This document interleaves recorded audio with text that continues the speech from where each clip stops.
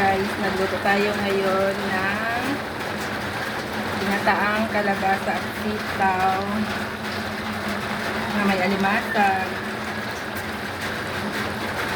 Hindi ko na naisa-isa guys ha, kasi medyo nagmamadali ako, may iba pa ako akong lulutuin. Waiting na lang maluto yung kalabasa, tapos ready na yan. Sayang wala akong nakuhang hindi ako nakabili ng malunggay para lalagay dyan. Mas masarap sana pag may malunggay. Sarap yan guys. Yan guys, luto na yung ating ginataang kalabasa at sitaw.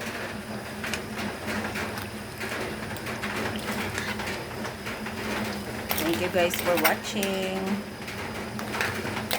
Happy rainy Wednesday to all.